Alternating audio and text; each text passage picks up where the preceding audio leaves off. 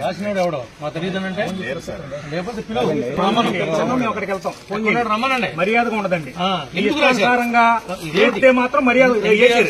చింతమనేని బాధితుడి రక్త తర్పణ, ఈ రక్త తర్పణ చేసుకుంటానికి కారకుడు ఎవడు? ఎందుకు మీరు ఇలాంటి అసత్యమైనటువంటి వార్తల్ని ప్రచారం చేస్తున్నారు? మీకు కావాల్సిన ఏంటి? మీ గోల్ ఏంటి? దీంట్లో రాజనగర్ నా పెట్టుబడి కానీ, నేను తవ్వటం కానీ, నేను తవ్వించడం కానీ జరిగిందా? ఇది ఒక వార్తాపత్రిక, అసత్యాలు ప్రచారం చేసేటువంటి ఒక వార్తాపత్రిక, ఒక పార్టీకి సంబంధించినటువంటి వార్తాపత్రిక.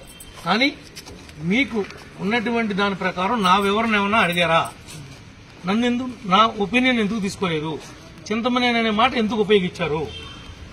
మీ అబ్బ సొత్తు గాని, మీ జగన్ సొత్తు గాని, మీ జగన్ తాత సొత్తు గాని, మీ జగన్ నాయన సొత్తు గాని, మీ వ్యక్తిగత ఆస్తులు గాని, పోనీ ఎవరి అయినా తెలుగుదేశం కావచ్చు, కూటమి కావచ్చు, వైఎస్ఆర్ ఆస్తులు గాని నేను ఎక్కడైనా రాజనగర్ పైసా కాజేయటం మీరు చూశారా?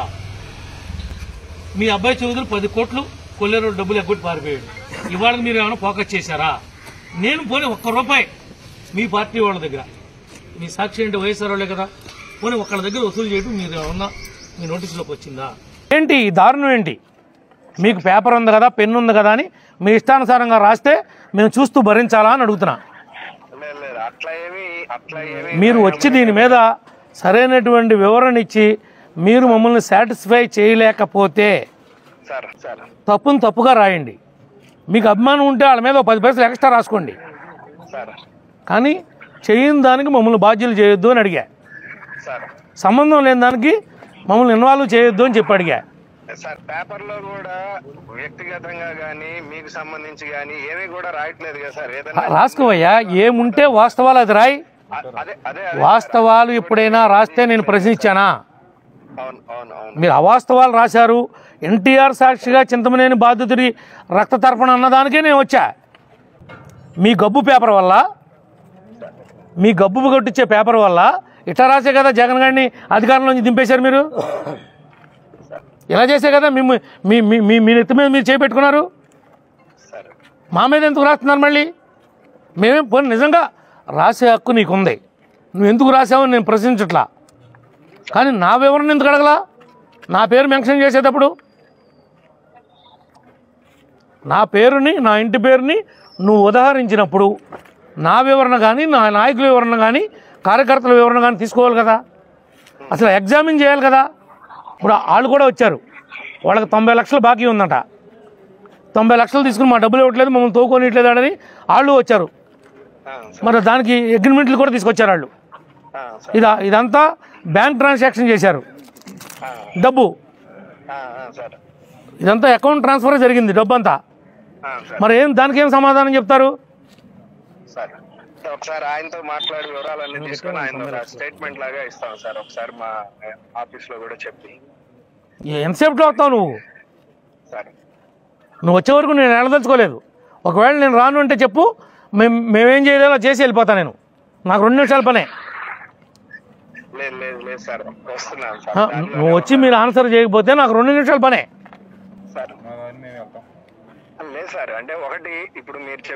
మీరు వినండి, మీరు మా పరువు తీసినట్టుగా మీ పరువును తీయడానికి మేము సిద్ధంగా లేము.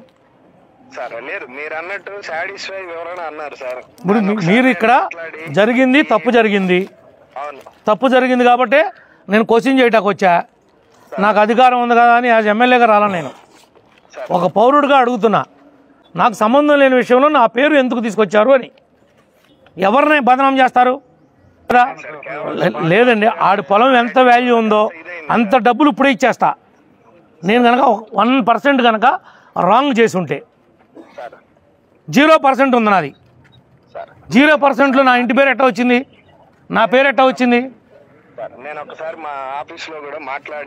కాదు కదా మాట్లాడతాను, చెబుతానంటే నువ్వు ఏదేదో ఉత్తుపుణ్యానికి మొఖశృతి కోసం వివరణ చెబితే నేను సాటిస్ఫై అవను. దీని పక్కాగా మీరు స్టోరీ చేసి జరిగింది ఇది, ఇప్పుడు వాస్తవం ఇది తెలుసుకుంటే అన్ని విషయాలు మనం నమ్మక్కర్లేదనే విషయాన్ని మీరు ఎస్టాబ్లిష్ చేయాల్సిన బాధ్యత మీ మీద ఉంది. అది చేయకపోతే కనుక నేను మిమ్మల్ని వదిలిపెట్టే ప్రసక్తి లేదు. జగన్ గారికి కూడా చెప్పండి నా డిమాండ్ ఏంటో. నా డిమాండ్ న్యాయం అయితేనే చేయండి. Okay sir. ఓకే. నేను అడుగుతున్న డిమాండ్ న్యాయబద్ధంగా ఉంటేనే మాట్లాడండి.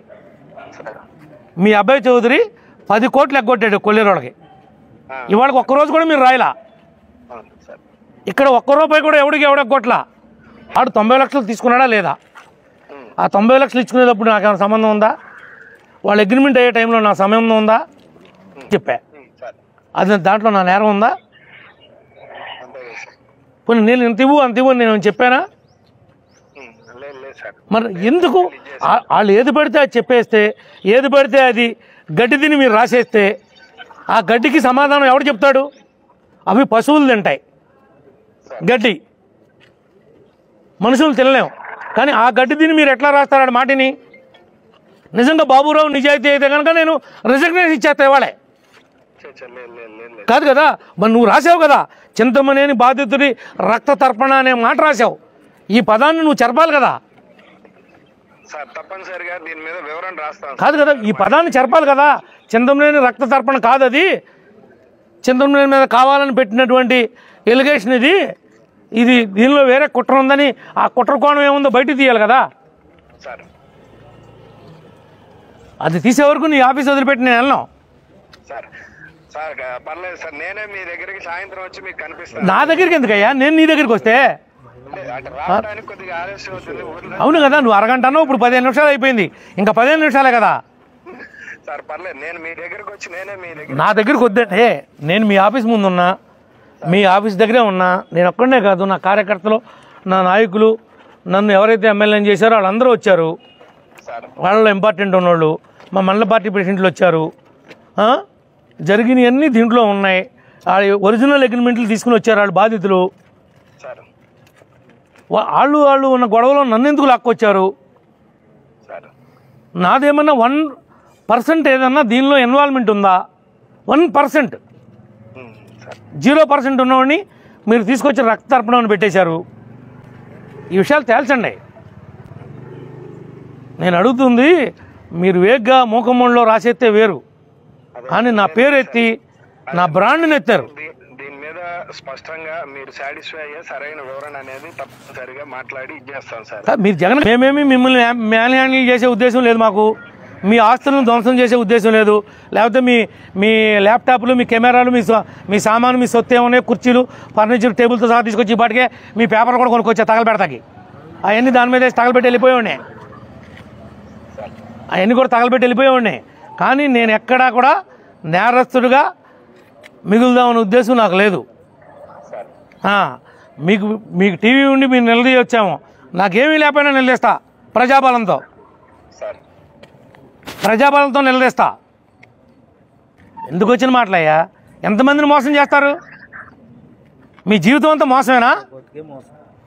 ఈ అసత్య ప్రచారాలు చేసి బతుకుతారా?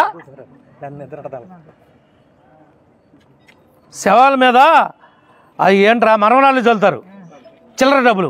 ఆ మరమరాలు చిల్లర డబ్బులు వాళ్ళు బతుకులాగా ఉందా మీ బతుకు? ఇదేంటయ్యా? డైరెక్ట్గా పోరాడండి. ఎప్పుడు చేయరాదు కాదే, డైరెక్ట్గా పోరాడండి. అసలు వాళ్ళ జీవితం మీరు ఇల్లు ఇప్పించలేదేంటి? మీరు రోడ్లు వేయలేదేంటి? మీరు కరెంట్ ఇవ్వలేదేంటి? మీ సూపర్ 6 ఏమైందని ప్రశ్నించండి, సమాధానం చెప్తా. ఈ లుచ్చా, ఈ లపంగి రాజకీయం ఏంటయ్యా?